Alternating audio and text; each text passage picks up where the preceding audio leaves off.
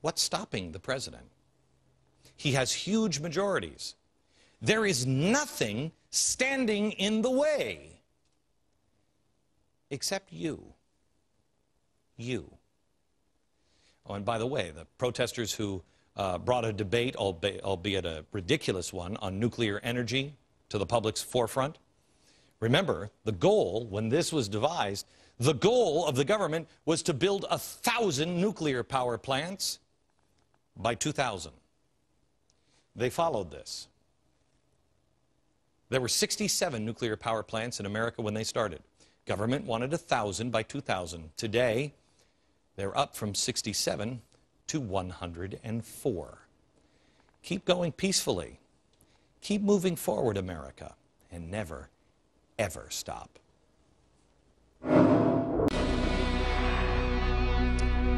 You know, I'm looking over, this is the Movement Action Plan, and we'll make it available for free. And please pass this to everyone you know. The left has this, and it explains everything. And you need to read it.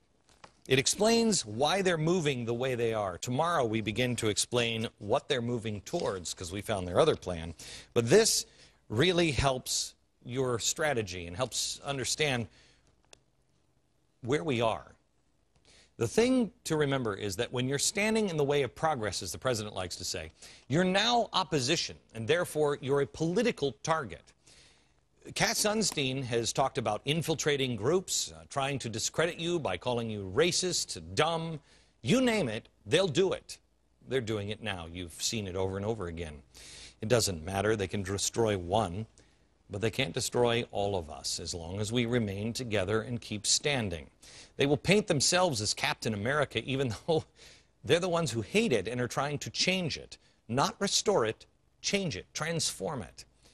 We've told you how they lie to paint the Tea Parties as racist. Are there racists in Tea Parties? I'm sure there are. Are there racists in coffee clutches? I'm sure there are. Are there racists in the NAACP? I'm sure there are. There are racists throughout all of society. But they're infiltrating. This is why I say you don't want to bring the signs to 828 in Washington. It'll be much easier to find out who's who. Bring your kids. Because all they ever show are the signs, and then the message gets lost.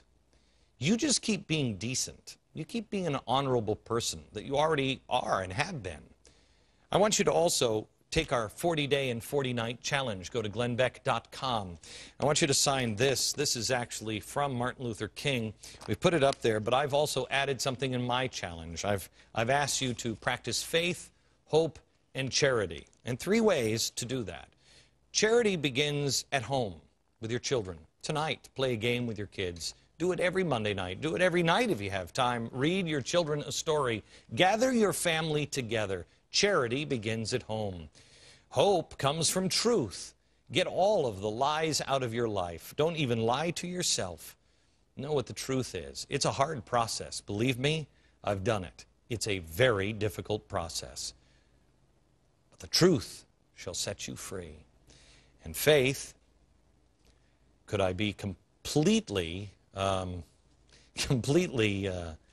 politically incorrect and ask you to go back to your synagogue, ask you to go back to your church, your temple, go back, go back, go back.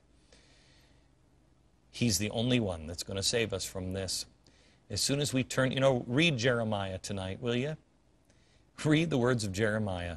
You're going to see, he keeps begging us, just turn to me, just turn back to me, and everything will be okay. Go to glennbeck.com and sign this pledge, nonviolence, and change your life in 40 days and 40 nights. Back in a minute.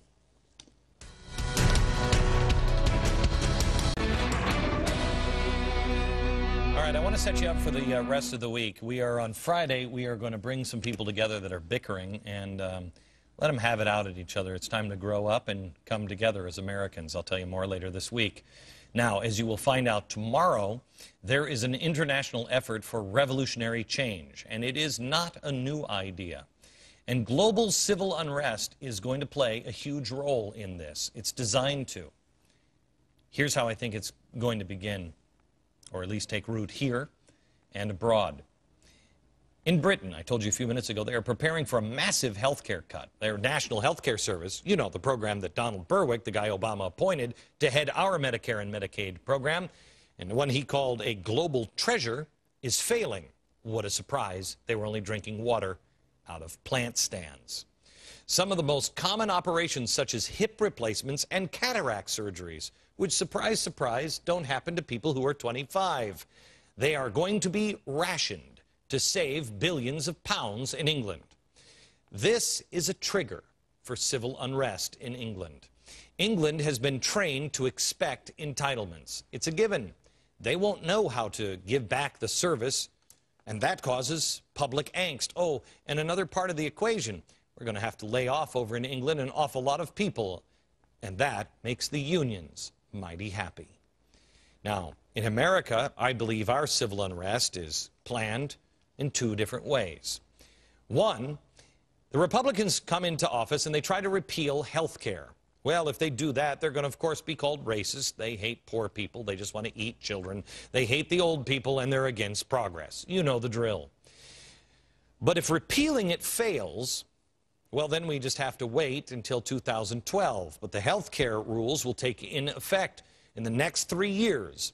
And that is when the full lie will be realized, and it will be too late. The best medical care in the world will be lost for the vast majority of Americans.